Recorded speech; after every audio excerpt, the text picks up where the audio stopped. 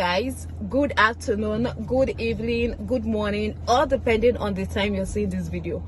Okay, let me quickly take off these glasses. Okay.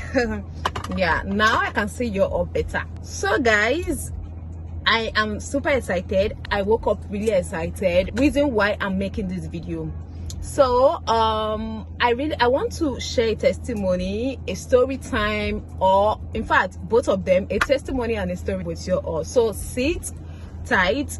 I promise this is gonna be a quick one. Okay, so yeah, last night I was in this mood where I was feeling down.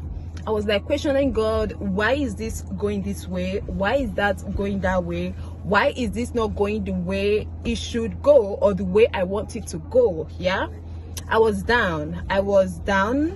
I was so sad, you know. I was doubting God. Overall, I was doubting God. That really kept me down for a while, up until I was ready to go to bed. And as usual, I have to say my prayers before going to bed. So I was about to go ahead and start saying my prayer, then something echoed to me, or is it even my subconscious? I really can't tell. So it goes like, has God ever failed you? Yo, that was when it got down to me that I have really been ungrateful. I haven't really been so thankful to God, you know.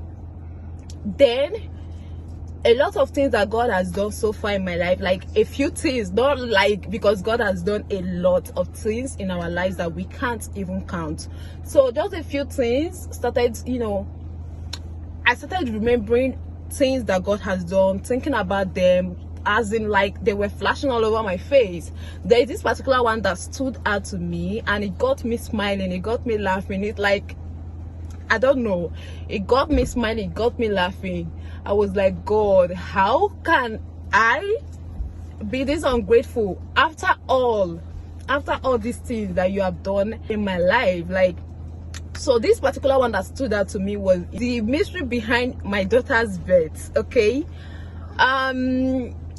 when I was pregnant with my son, just few weeks into pregnancy, my mom called me one day. I was like, have you told God the sex of child you want? Have you told God the sex of the baby you want? Have you, you know, communicated with God how you want your baby to be like? And I was like, okay. I was reluctant. Then I decided to do what she told me to do. I was one of those people that, you know, fantasize how my family would be like, how many children I will have, how I would want to have my children, probably a boy before a girl, or a girl before a boy, like that way. I know a lot of people also have this fantasy in their head, have this idea in their head, you know. Yeah, I was one of those, and I have always stopped that wealth. I have always wanted a boy first. One of the reasons is that I didn't have a big bro growing up. I have two younger brothers. Yeah, I have two younger brothers. I didn't have a big bro. Growing up, I always envied my friends that have big bro. You know, they kind of are always protective of their younger sisters. They're always protective of them, care for them, and all of that stuff. The responsible ones, though, the responsible ones. Yeah, so I wanted a boy for my first child. So I decided to put it in my prayers. I told God I wanted a boy first, a cute one at that. Yeah. So fast forward to everything. I'm not going to go into details with how everything played out, because this is not really the funny one. This is not really the one I want to share. Fast forward to my delivery, I put to bed a bouncing baby boy, like the cutest boy I have ever seen. Yes. So after that, I took him for my daughter. Then I started praying that I needed a girl. I started praying to God that I needed a girl. I knew what I wanted. I wanted a girl. I started praying about it. I told God I want a girl, a smart girl, a very intelligent girl, a beautiful girl, you name it, everything good. When I was 20 weeks pregnant, I did my first ultrasound, and the gender was unable to be revealed. They said the position the baby couldn't allow them to detect the sex of the child. So I was like, okay, maybe it's too early. Probably I will go back a few weeks later to do the ultrasound. I did the second one, nothing. Did the third one, nothing. fought nothing. Then I was like, well, this baby, whether I like it or not, you are a boy.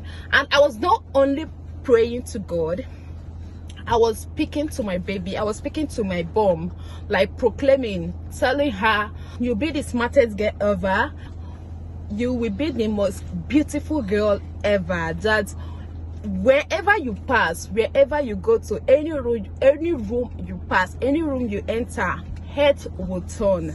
That is to tell you how much beautiful you will be.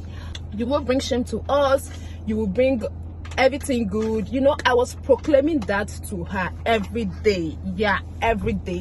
When I was 6 months pregnant, the sex of the child was still not yet revealed. I didn't care. I went ahead and started buying baby girl stuffs, started buying the things on my hospital list for delivery. I bought baby girl clothing, you know, those cute baby girl clothing online. I bought them. I didn't care. My husband was like, this is why you're buying all these things. How are you sure this baby is a girl? It's a girl. I said, don't worry, it's a girl. And actually, the ultrasound I was doing was mainly to prove to my husband that this baby is a girl, because I started telling him from onset that this baby is a girl, but he was like, how are you sure? Though he was okay with any size the baby was, yeah. So I told him, don't worry, you will see, this baby is a girl. So one day I went to a store to buy something.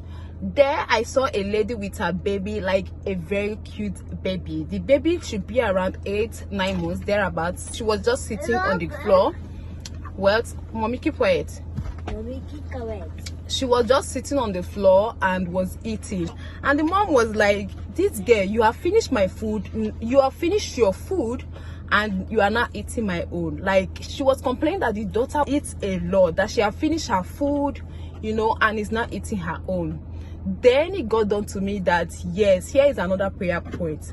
Mind you, my son was a picky eater. God, though he's kind of still a picky eater, but not that extreme as he was from the beginning, from when I gave birth to him, or from, yeah, he was a picky eater.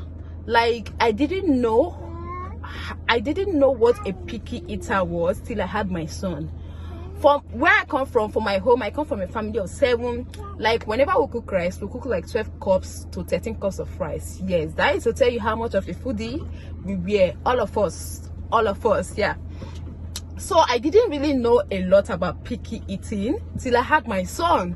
Like, I bought a lot of all these online people that sells food for picky eaters. I was tired of buying.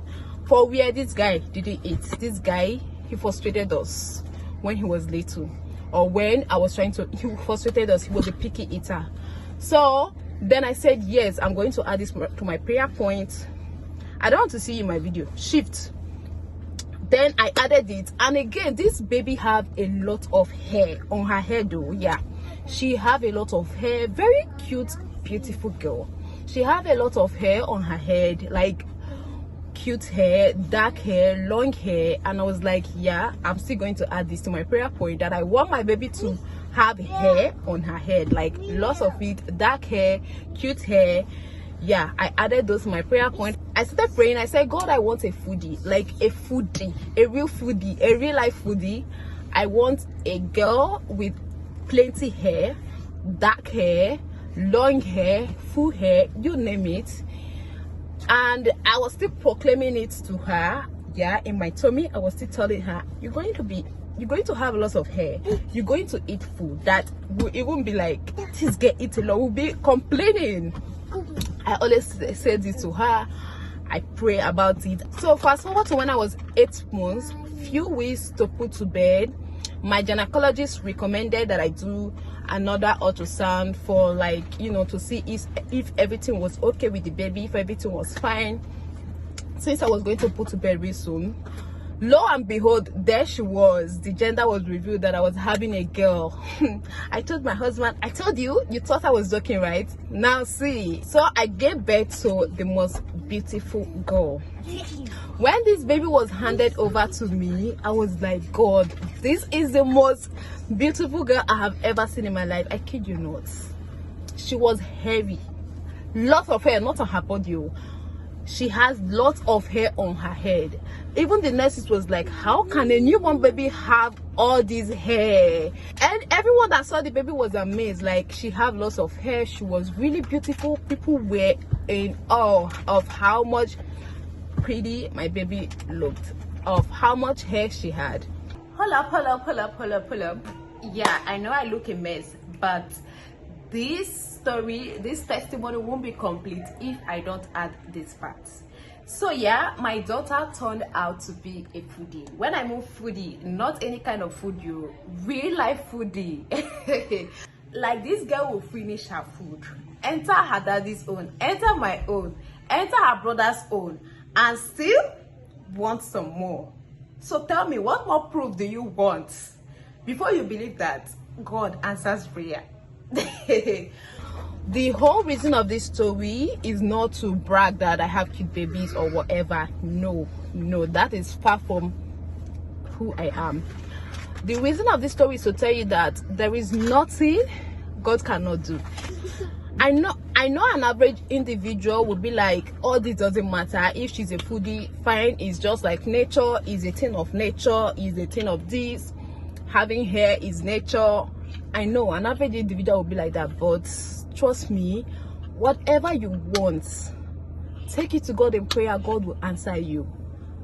Even all those slightest things, all those little things that you feel like it doesn't matter, it matters to God. Like, just put it to God's hand and you'll be like, wow, God still answers prayers like this. Yeah, God does.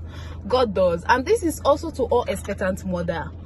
Talk to your baby in your womb how you want him or her to be.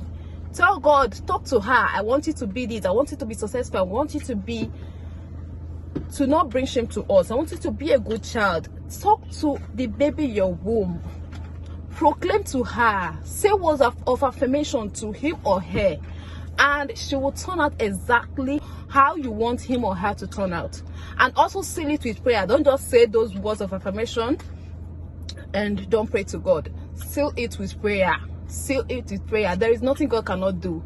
And if you're like, you have plans of having a beautiful family, you have this idea in your head how your family would look like, you know, even though you are not ready for a child yet, but you know that definitely in future someday you're going to have a child, and you're already like having the whole idea how you want your family to look like, it is not too early to start praying to God how you want that family to be like.